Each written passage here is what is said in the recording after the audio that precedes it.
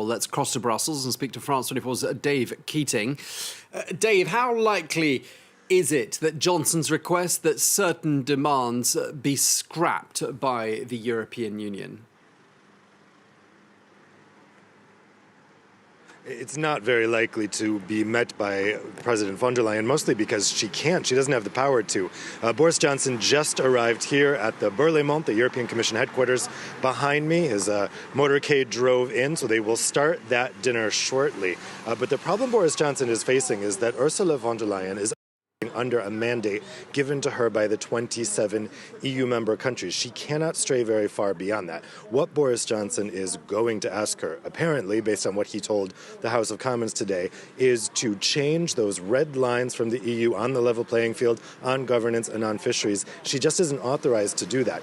On the other hand, he is authorized to violate the UK's red lines because those red lines are his and his alone. And also, the EU side knows that he has the votes in the British Parliament to pass a deal that does accept level playing field guarantees and a compromise on fisheries. So this is kind of an uneven talk, if you will. On one hand, you have Boris Johnson, who has a lot of power, a lot of leeway in these negotiations, and sitting across the table is President von der Leyen, who at best can only just relay a message to the 27 EU heads of government and heads of state. Now, they will be meeting here tomorrow, just further behind me here at the European Council building.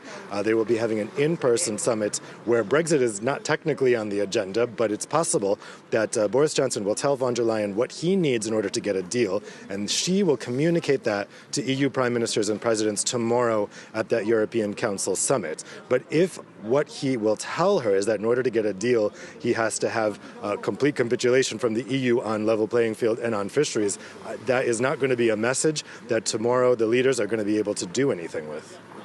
Yeah, so it sounds like realistically not a huge amount can be achieved over dinner. So where do we head to from here, Dave?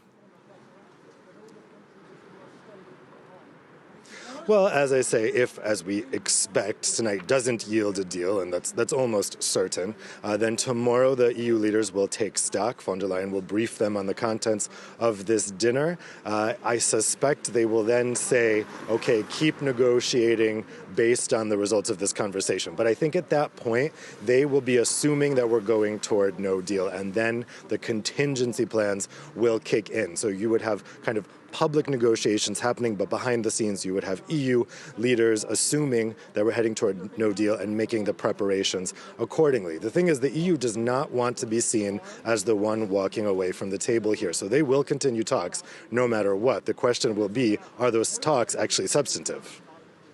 Okay, well, thank you very much indeed for bringing us up to speed. France 24's Dave Keating in Brussels.